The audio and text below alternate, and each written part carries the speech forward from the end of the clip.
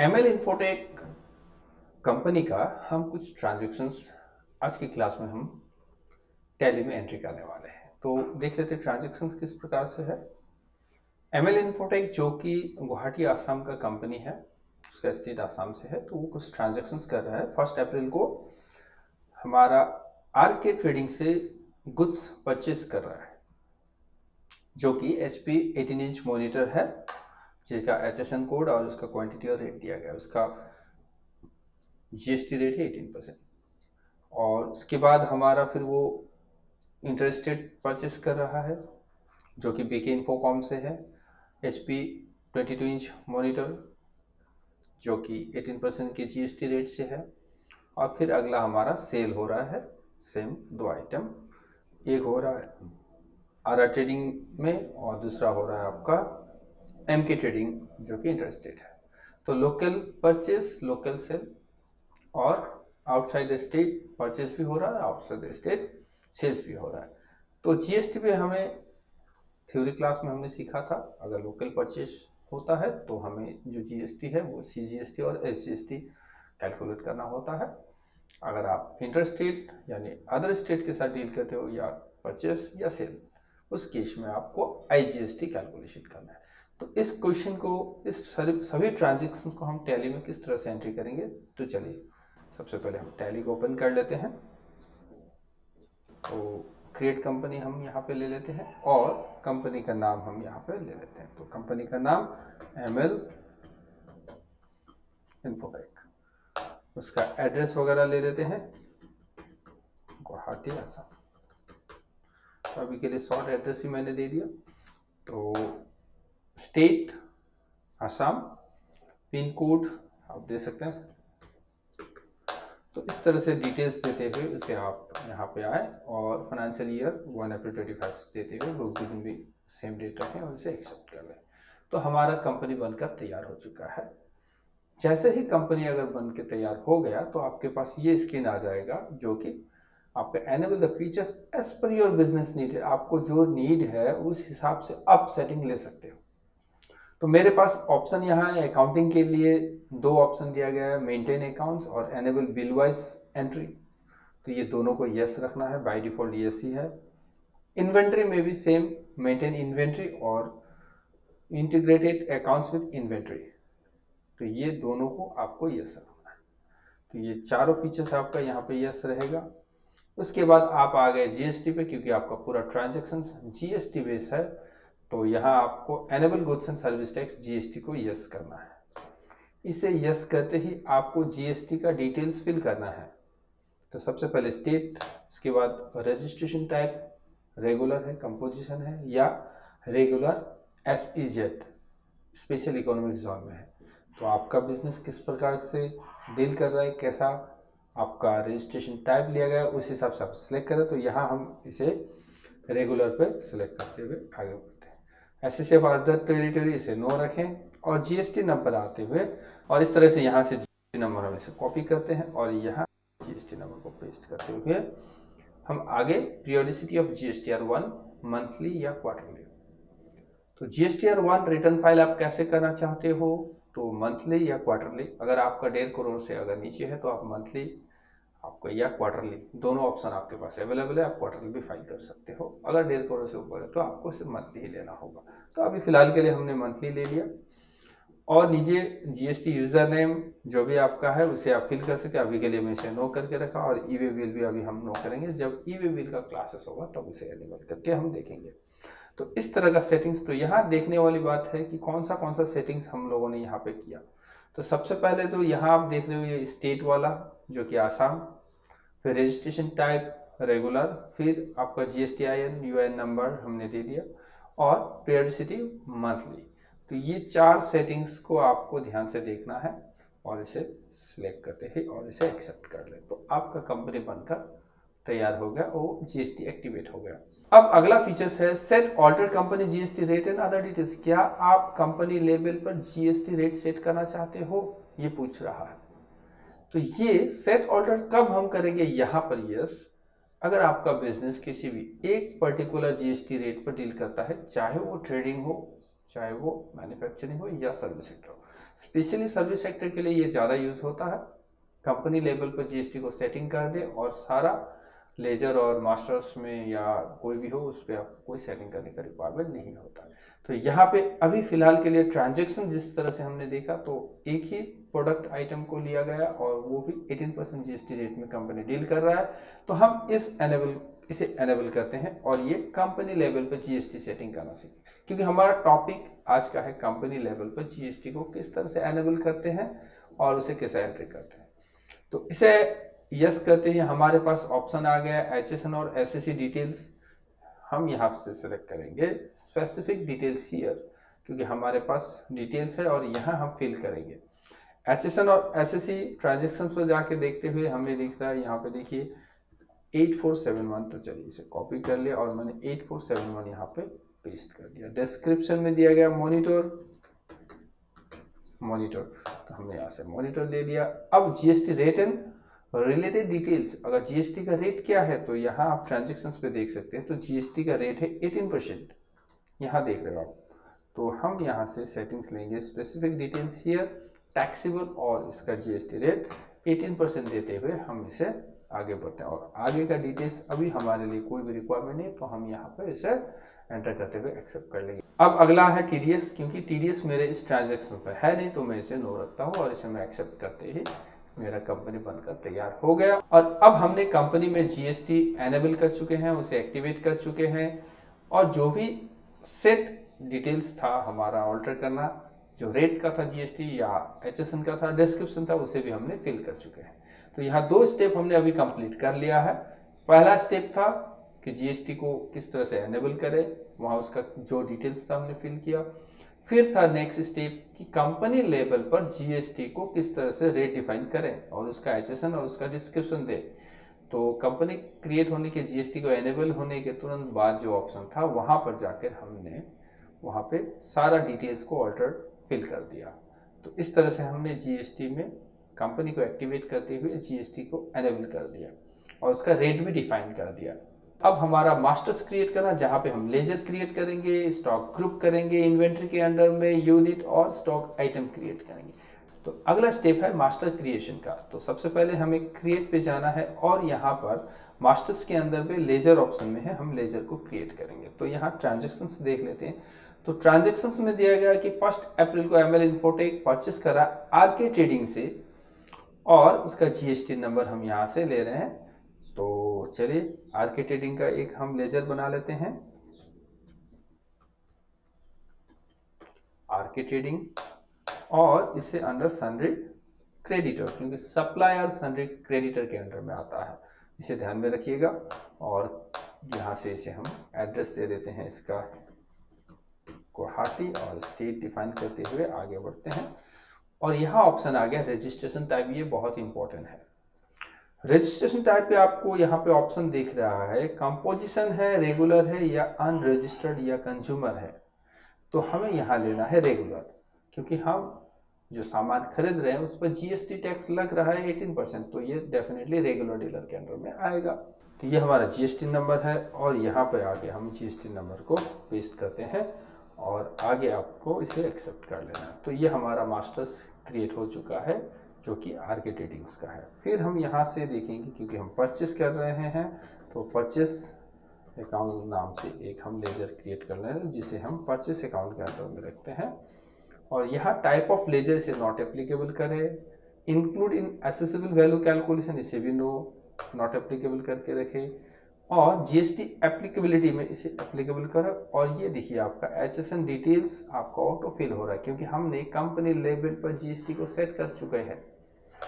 तो यहाँ देखिए आपका जीएसटी रेट 18% और टैक्सेबल सारा कुछ कंपनी लेवल के थ्रू से यहाँ पे ऑटो फिल हो चुका है। और यहाँ सिर्फ हमें गुड्स लेना है और इसे एक्सेप्ट कर लेना है। तो इस तरह से हमने परचेस का लेजर क्रिएट कर लिया। अब अगला ट्रांजेक्शन यहाँ पे एज ऑन 1 अप्रैल 25 को ML इन्फोटेक परचेस कर रहा है बीके इन्फोकॉम जो बिहार से। तो ये इंटर स्टेट सप्लाई हो रहा है। तो इसके लिए हमें मास्टर्स में जाना है और यहाँ पे क्रिएट करना है बीके इन्फोकॉम और उसे लेना है सन्ड्री क्रेडिटर के अंडर में। और इसे हम सन्ड्री क्रेडिटर लेते हुए आप स्टेट यहाँ से बिहार ले लें रजिस्ट्रेशन टाइप आप इसे रेगुलर में लें क्योंकि उसका 18% जीएसटी रेट पे हम परचेस करें, और यहाँ से हम इसका जो भी जीएसटी नंबर है उसे कॉपी कर लेते हैं और यहाँ इसे फिल करते हुए इसे एक्सेप्ट कर लेते हैं। तो ये जीएसटी नंबर के साथ में ये अपना मास्टर्स भी क्रिएट हो चुका है। अगला ट्रांजेक्शन हमारा सेल्स हो रहा, जो कि हम एमएल इन्फोटेक आरआर ट्रेडिंग को सेल कर रहे हैं। अगला हमारा मास्टर्स आरआर ट्रेडिंग का क्रिएट होगा, तो यहाँ आरआर ट्रेडिंग लेते हैं और इसे हम सन्ड्री डेटर्स के अंडर में रखते हैं क्योंकि हम सेल कर रहे हैं, गुड्स को सप्लाई कर रहे हैं। और इसे आसाम में लेते हुए इसको रेगुलर लेंगे और उसका जीएसटी नंबर यहाँ से हम इसे कॉपी कर लेते हैं, जो कि आरआर का जीएसटी नंबर दिया गया है, और इसे हम यहाँ पे पेस्ट करते हुए इसे एक्सेप्ट कर लेते हैं। तो ये हमारा कस्टमर्स का भी लेजर बन चुका है। अगला ट्रांजैक्शन 2 अप्रैल को एमके ट्रेडर्स को हम सप्लाई कर रहे हैं सामान, और वो है inter state, outside state Bihar में सप्लाई हो रहा है, तो इसका हम मास्टर्स बना लेते हैं। तो एमके ट्रेडर्स नाम से आप यहाँ पर सन्ड्री डेटर्स बना लें और उसका स्टेट बिहार ले लें, और जबकि उसका रजिस्ट्रेशन नंबर यहाँ से आप इसे कॉपी कर लें और इसे पेस्ट करते हुए इसे एक्सेप्ट कर लें। तो इस तरह से हमने मास्टर्स क्रिएट कर लिया है, जो भी सप्लायर और आपका कस्टमर्स का है। तो अगला हमारा सेल्स का लेजर बनेगा क्योंकि हम सेल्स कर रहे हैं सामान। तो sales same as it is purchase में जो था उसी तरह से फॉलो करना है।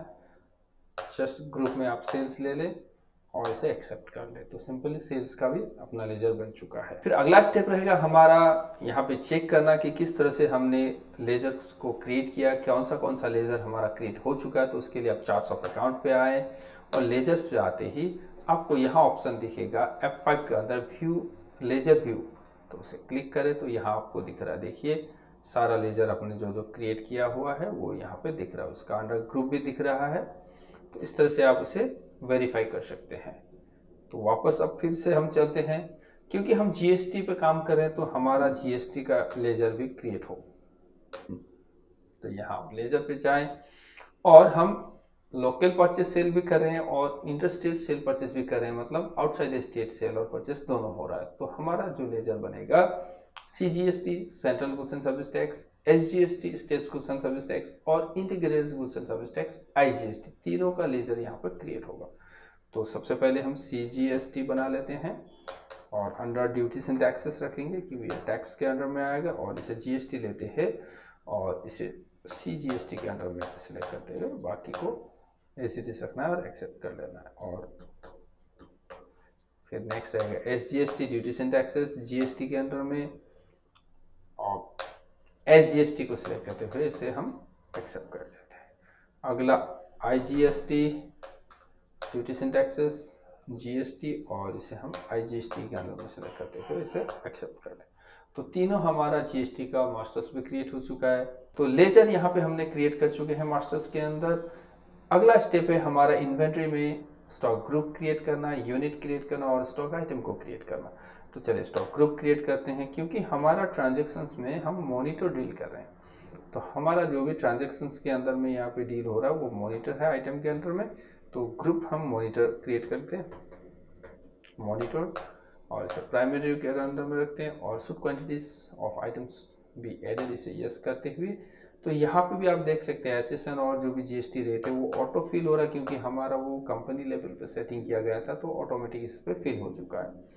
तो एक ही ग्रुप है तो इसे हम बना के स्किप करके बाहर निकलते हैं। अब अगला हमारा है यूनिट क्रिएट करना, तो हम यूनिट यहाँ से देख लेते हैं, तो पीसीएस में है, तो चलिए इसे पीसीएस ले लेते हैं।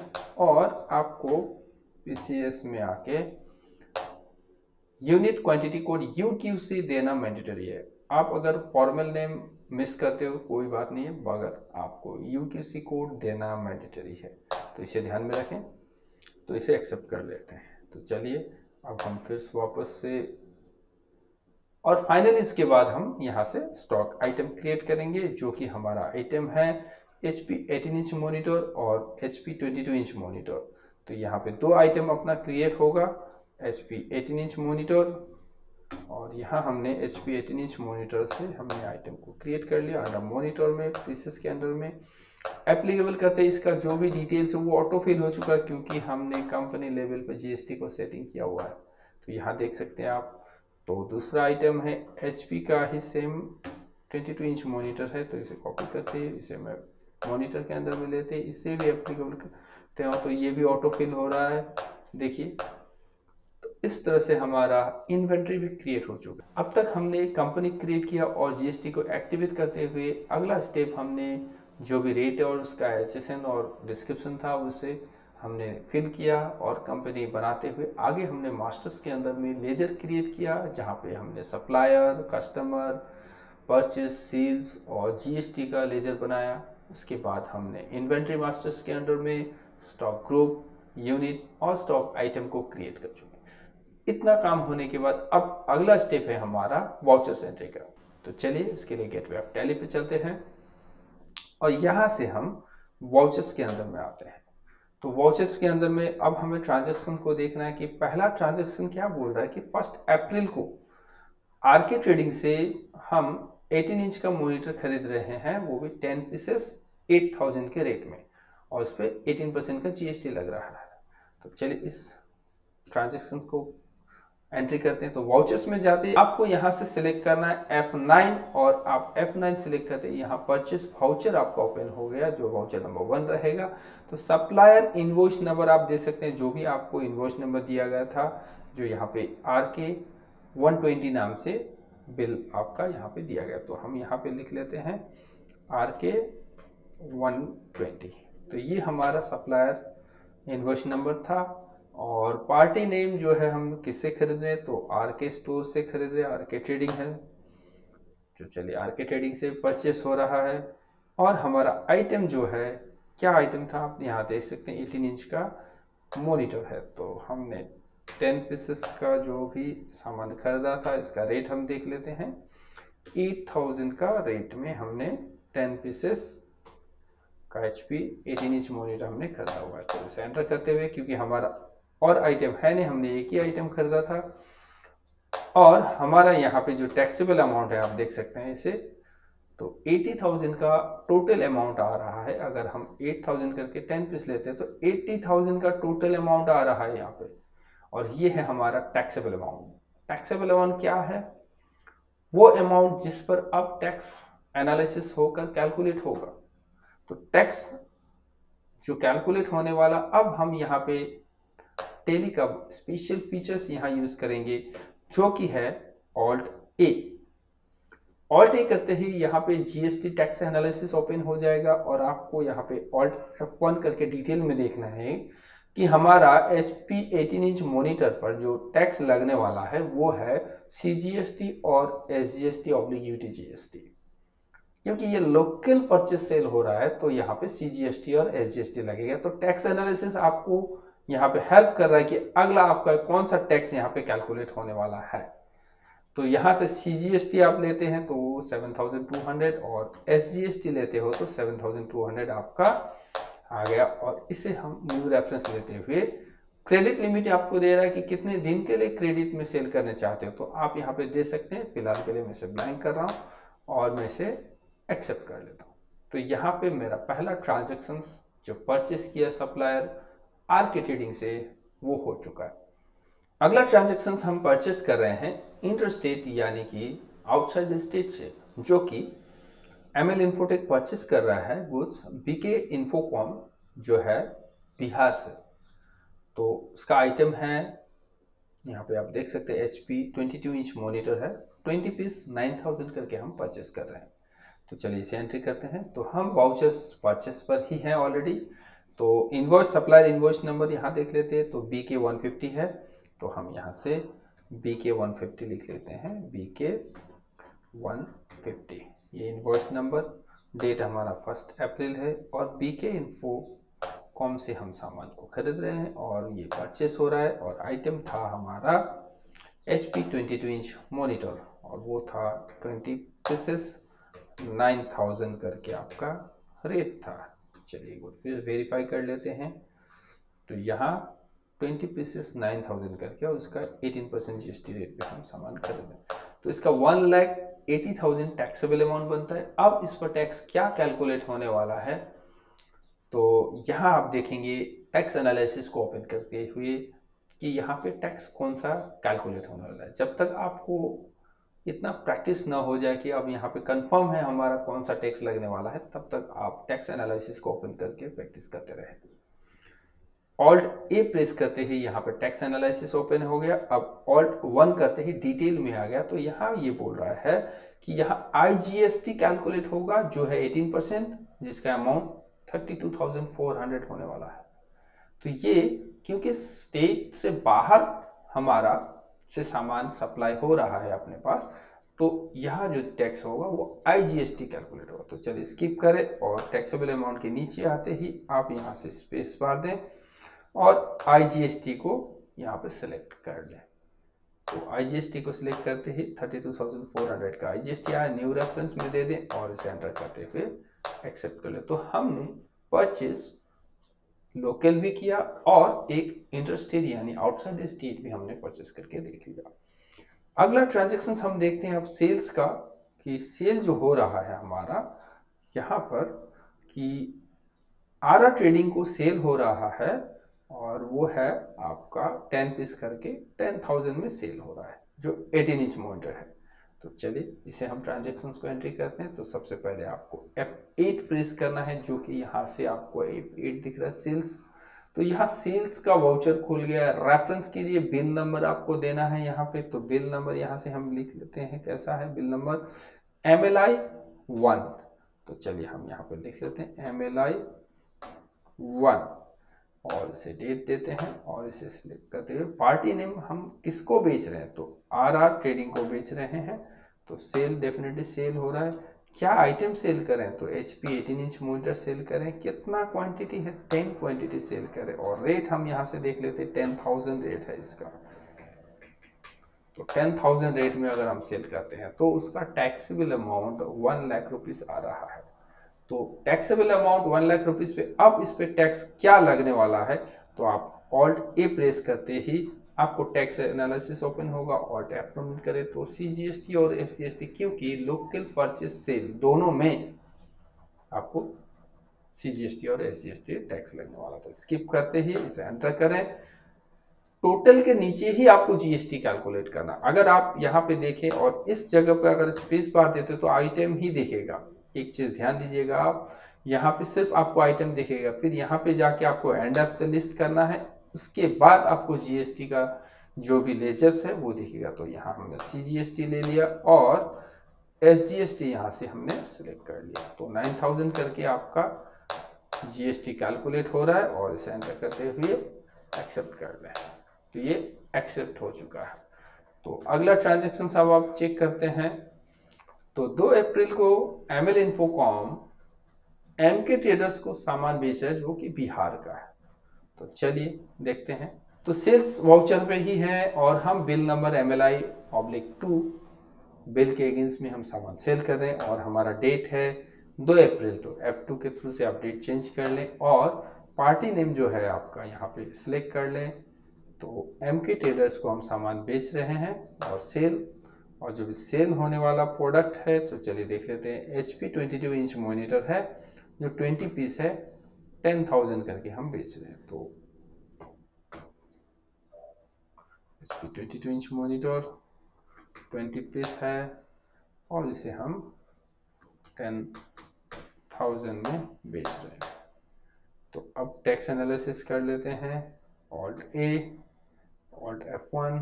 तो यहाँ IGST कैलकुलेट होने वाला है। तो चलिए एंड ऑफ द लिस्ट करते हुए यहाँ से IGST को सिलेक्ट करेंगे। तो फिर 36,000 का आपका IGST यहाँ पे दिख रहा है और इसे न्यू रेफरेंस करते हुए हम यहाँ से एक्सेप्ट कर रहे हैं।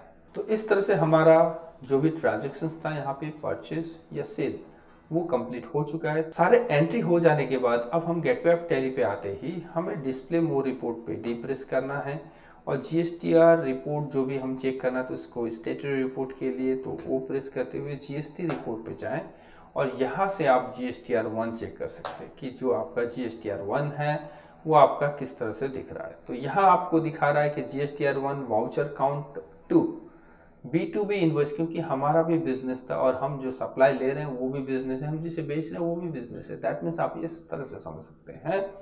आप होलसेलर हो, आप डिस्ट्रीब्यूटर से सामान खरीद रहे हो और रिटेल को बेच रहे हो, तो आप जिसे खरीद रहे हो वो भी आपका बिजनेस है, रेगुलर डीलर में रजिस्टर्ड है, और आप जिसको बेच रहे हो वो भी बिजनेस है और वो आपका रेगुलर डीलर में रजिस्टर्ड है। और हम बिजनेस हैं, हम भी रेगुलर डीलर में डील करते हैं, हम भी रजिस्टर्ड हैं। तो B2B ट्रांजेक्शन्स हो रहा है यहाँ पे सारा, और वाउचर 2 हो रहा है काउंट, तो 2 वाउचर्स यहाँ पे दिखा रहा है।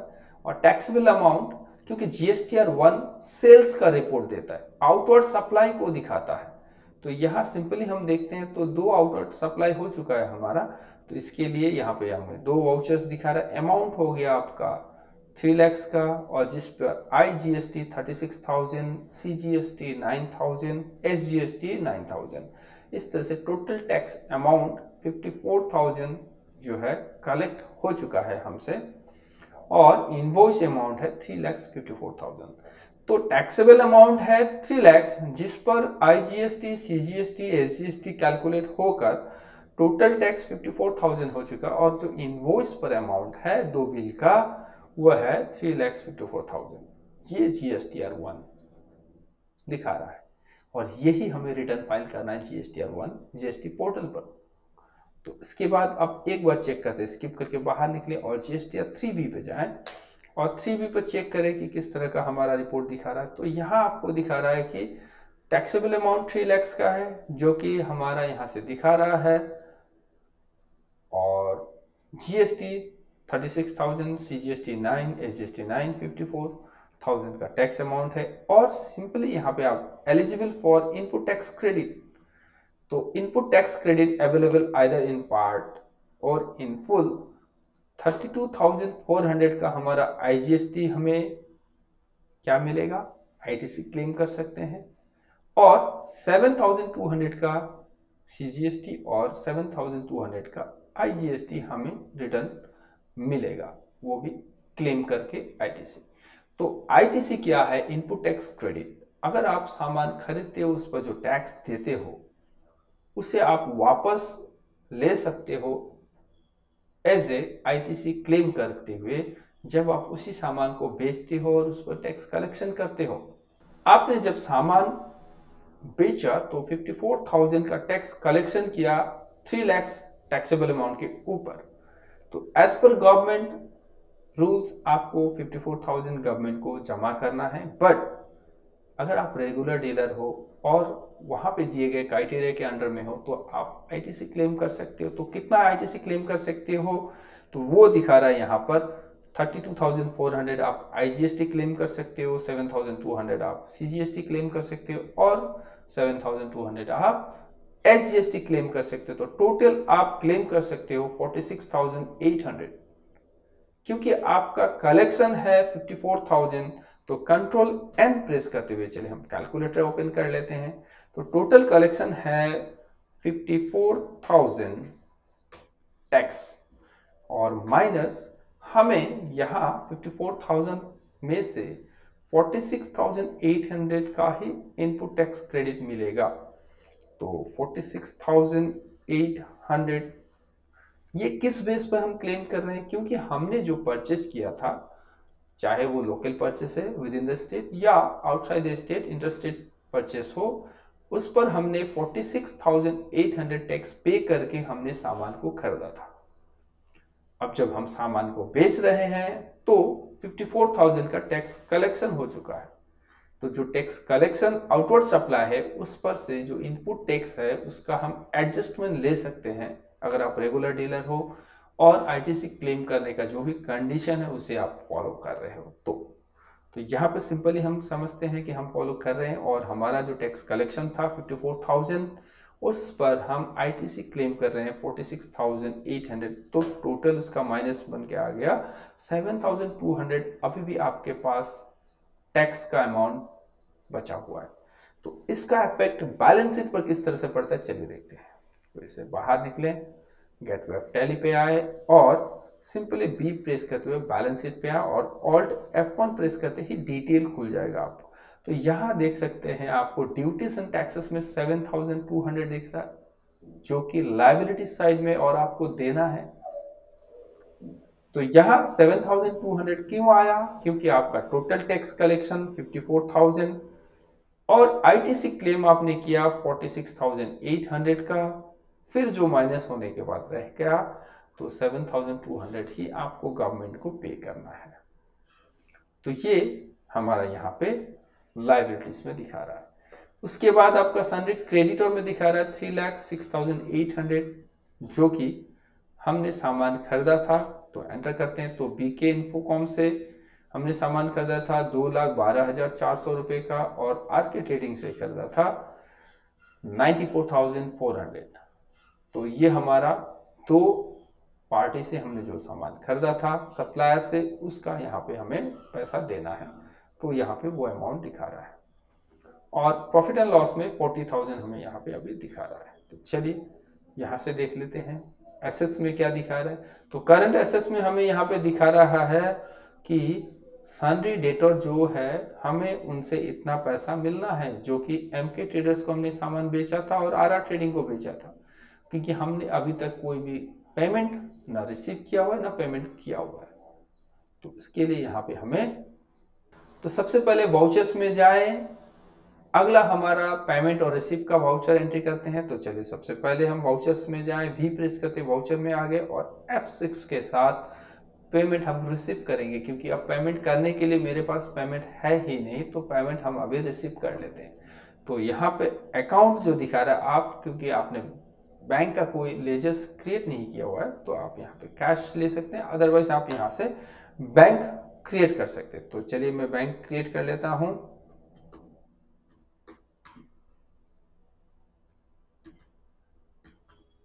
तो आईसीआईसीआई बैंक को मैंने क्रिएट कर लिया। तो ICICI bank under bank account है, तो जो भी डिटेल्स है आप यहाँ पे फिल कर सकते हैं। तो अभी मैंने इसे ऐसे ही एक्सेप्ट कर लिया। तो आईसीआईसीआई बैंक में मुझे पैसा चाहिए और मैं किससे पैसा लूँगा, तो मैंने सामान किससे हमने बेचा था, तो किसको बेचा था, तो यहाँ देखते हैं। सबसे पहले तो हमने आरआर ट्रेडिंग को बेचा था, तो इसका अमाउंट, तो टैली हमें करंट बैलेंस कितना उससे रिसीव करना है वो दिखा रहा है। अगर ये अमाउंट आपका दिखा रहा है तो इस अमाउंट को और कहाँ देख सकते हैं। तो एक बार हम बाहर निकलते हैं, चलिए, और डिस्प्ले मोर रिपोर्ट पे जाते ही आपको स्टेटमेंट ऑफ अकाउंट्स में जाना है और आउटस्टैंडिंग में जाना है। तो रिसीवेबल में आप देख सकते हैं कि दो पार्टी आरआर ट्रेडिंग और एमके ट्रेडिंग से हम पैसा हमें मिलना है, और दोनों का यहाँ पे अमाउंट 1,18,000 और 2,36,000 का पेंडिंग अमाउंट दिखा रहा है। तो सबसे पहले मैं आरआर ट्रेडिंग से पैसा रिसीव कर लेता हूँ। तो चलिए गेटवे ऑफ टैली पे चलते हैं और वाउचर पे जाते ही रिसीव वाउचर में हम यहाँ से आईसीआईसीआई बैंक ले लेते हैं और इसे एक्सेप्ट करते हुए आरआर ट्रेडिंग को हम यहाँ से सिलेक्ट करते हैं और 118,000 का हम यहाँ से पेमेंट रिसीव करते हैं। तो अगेंस्ट रेफरेंस होगा, क्योंकि हमने जो सामान बेचा था वो बिल नंबर 1 था और 1,18,000 का वो अमाउंट था, और इसे मैं एक्सेप्ट कर लेता हूँ। तो जो भी डिटेल्स है उसे फिल कीजिएगा। तो मैंने अभी फिलहाल के लिए ब्लैंक रखा, तो पैसा मेरा आ चुका है। तो इसका इफेक्ट देखते हैं कैसा गिरता है हमारा बैलेंस शीट पर। तो ऑल्ट F1 कीजिए, बैलेंस शीट भी प्रेस करते हुए ऑल्ट F1 कीजिए। तो यहाँ आपका देखिए अब सन्ड्री डेटर पे सिर्फ 2,36,000 दिखा रहा है। इसके अंदर जाते हैं तो सिर्फ एमके ट्रेडर्स का अमाउंट ही दिखा रहा है, क्योंकि हमने आरआर से पैसा रिसीव कर चुका है। तो वो पैसा कहाँ आ चुका है, अब मेरे बैंक में आ चुका है। देखिए, तो बैंक के आईसीआईसीआई बैंक में मेरा पैसा पड़ा हुआ है, तो उसे बैंक पे दिखा रहा है। तो ये हमारा इस साइड में आ गया। तो क्योंकि पैसा हमने रिसीव किया हुआ, तो वो सिर्फ एसेट साइड पे अफेक्ट होगा, उसका लायबिलिटीज में कोई अफेक्ट होने वाला नहीं है। तो चलिए इसके बाद एक बार हम फिर से डिस्प्ले मोर रिपोर्ट पे जाते हुए और स्टेटमेंट ऑफ अकाउंट्स में जाते हुए आउटस्टैंडिंग चेक करते हैं। रिसीवेबल तो अब एक ही बिल पेंडिंग दिखा रहा है, क्योंकि एक हमने रिसीव कर चुका है। तो अगला अब हम क्या करेंगे, एमके ट्रेडर से भी पैसा रिसीव करेंगे। तो वाउचर्स में जाएं और आईसीआईसीआई बैंक पे सिलेक्ट करें और इसे एक्सेप्ट करते हुए हमने यहाँ से एमके ट्रेडर्स को सिलेक्ट करना है। तो अमाउंट दिखा रहा है 2,36,000 अमाउंट, हम अगेंस्ट रेफरेंस लेते हुए इसे एक्सेप्ट कर लेते हैं। ये पैसा हमने रिसीव कर चुका है। तो चलिए इसका इफेक्ट बैलेंस शीट पे क्या कर गिरता है तो देख लेते हैं। देखिए ऑल्ट F1 प्रेस करते हैं बैलेंस शीट में, तो अब हमारा क्या दिखा रहा है एसेट साइड में कि सन्ड्री डेटर हमें कुछ नहीं मिलना, वहां पे ब्लैंक है क्योंकि हमने पैसा रिसीव कर लिया। तो सारा अमाउंट अब दिखा रहा है जो सेम अमाउंट जो पहले दिखा रहा था 3,54,000 वो अब बैंक में दिखा रहा है। तो मेरे ICICI बैंक में वो अमाउंट पड़ा हुआ है अभी भी। तो इस तरह से बैलेंस शीट में इफेक्ट होता है। अब हम अगला देखेंगे डिस्प्ले मोर रिपोर्ट पर, और स्टेटमेंट ऑफ अकाउंट्स में आउटस्टैंडिंग रिसीवेबल मेरा ब्लैंक हो चुका है क्योंकि पैसा पूरा आ चुका है। तो अगर अब मुझे कुछ इन फ्यूचर में उनके साथ कुछ प्रॉब्लम हो जाए, तो अगर उनका अकाउंट्स को देखना है तो हमें यहाँ से अकाउंट्स बुक पे जाना है और लेजर पे जाते ही हम RR का लेजर चेक कर सकते हैं। देखिए तो ये मेरा RR है जो मैंने 1 अप्रैल को उसे सेल किया था और अमाउंट 2 अप्रैल को मुझे पैसा रिसीव हुआ है। तो इस तरह से हम RR का देख सकते हैं और MK का भी आप देख सकते हैं। देखिए सेल हमने 2 को किया था, 2 को ही पैसा मिल गया हमारा। तो ये MK ट्रेडर्स का भी हमें दिख रहा है जो कि हमने सेल किया और पेमेंट रिसीव कर लिया। तो चलिए इससे बाहर निकलते हैं और अब हमारा बैलेंस शीट क्या बोल रहा है उसे चेक करते हैं। अब बैलेंस शीट में हमारा एसेट साइड में मेरे पास पैसा अभी बैंक में पड़ा हुआ है क्योंकि लायबिलिटीज में मुझे अभी देना है। तो सबसे पहले मैं देखता हूँ सन्ड्री क्रेडिटर जो सप्लायर था उसे हमें पैसा देना, RK को देना है और BK को देना है। तो चलिए सबसे पहले हम उनका पेमेंट कर देते हैं। तो वाउचर्स में गया और F5 प्रेस करते हुए, तो आप यहाँ देख सकते हैं F5 पेमेंट वाउचर पर क्लिक करें या आपको F5 फंक्शन की प्रेस करें। तो अकाउंट्स हो गया, ICICI बैंक में मेरा पैसा पड़ा हुआ है तो वहां से मुझे पेमेंट करना हो तो मेरा अकाउंट्स ICICI बैंक में है, एंटर करें और मैं पेमेंट करूंगा वो है RK को। तो RK को पेमेंट करूंगा, कितना पेमेंट करना है 94,400, ठीक है ये अमाउंट मुझे पेमेंट करना है। अगेंस्ट रेफरेंस यस 120 बिल के अगेंस्ट में मुझे उन्हें पेमेंट करना, तो जो भी डिटेल्स है उसे फिल करते हुए इसे एक्सेप्ट कर दे। तो चलिए इसका इफेक्ट बैलेंस शीट में क्या गिर रहा है। बैलेंस शीट में चले ऑल्ट F1 देखें तो देखिए यहाँ पे सन्ड्री क्रेडिटर आपका कम हो चुका है। तो यहाँ पर एंटर करते तो BK इन्फोकॉम ही सिर्फ दिखेगा। सेम इसी तरह अगर आप डिस्प्ले मोर रिपोर्ट पे जाते हैं और आप यहाँ से स्टेटमेंट ऑफ अकाउंट्स में जाते ही आउटस्टैंडिंग में पेएबल चेक करते तो आप सिर्फ एक ही दिखेगा आपको BK इन्फोकॉम। RK का यहाँ से हट चुका है, जिस तरह से रिसीवेबल में हटेगा उस तरह से यहाँ से भी हट जाएगा। तो रिसीवेबल और पेएबल शॉर्ट मुझे किसको पैसा कितना देना है और किससे कितना मिलना है उसे देखने के लिए शॉर्ट आप वहाँ जा सकते हैं। बैलेंस शीट में भी दिखेगा मगर वहाँ आप इजीली उसे फाइंड आउट कर सकते हैं। तो चलिए फिर से वापस जाते हैं वाउचर्स में और ICICI बैंक से हम पेमेंट करते हैं अब जो है BK इन्फोकॉम को। तो चलिए उसे पेमेंट करते हैं 212,400। तो ये करंट बैलेंस टेली हमें बहुत अच्छा फीचर्स देता है। तो F12 में आप प्रेस करें और आप F12 प्रेस करते ही आपको यहाँ पे ऑप्शन दिखेगा सो मोर कॉन्फ़िगरेशन, तो उसे यस कर ले और इस तरह से आप यहाँ पे देखें कि जो भी यहाँ पे डिटेल्स दिया गया है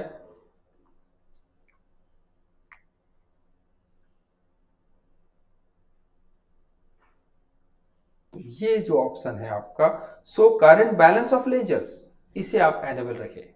इसे एनेबल रखते ही आपका जो भी बैलेंस रहेगा लेजर के नीचे में आपको दिखता रहेगा। ये आपको बहुत हेल्पफुल होगा। तो अगेंस्ट रेफरेंस ले लें और इसे एक्सेप्ट करते हुए इसे एक्सेप्ट कर लें। तो अब देखते हैं इसका इफेक्ट हमारा बैलेंस शीट पे किस तरह से गिर रहा है। तो बैलेंस शीट देखिए आपका सन्ड्री क्रेडिटर में कुछ भी नहीं है, हमने पेमेंट कर चुके हैं। और यहाँ से देख सकते हैं आप सन्ड्री डेटर पे भी नहीं है क्योंकि हमने पैसा रिसीव कर लिया। अब यहाँ पे दिख रहा है GST का अमाउंट, जो भी ड्यूटीज एंड टैक्सेस है, CGST, SGST और IGST, ये तीनों का अमाउंट हमें यहाँ पे दिख रहा है। अदरवाइज हमारा सारा एंट्री कंप्लीट हो चुका है। तो GST का अमाउंट पेमेंट किस तरह से करेंगे, उसे पेमेंट करने से पहले GST को सेट ऑफ करना और उसका इनपुट टैक्स क्रेडिट को क्लेम करते हुए फिर अगला जो भी रेस्ट अमाउंट है उसे हमें पेमेंट करना होता है। तो किस तरह से जर्नल एंट्री में जीएसटी का सेटअप लेते हैं हम, अगली क्लास में इसे डिटेल्स में सीखेंगे।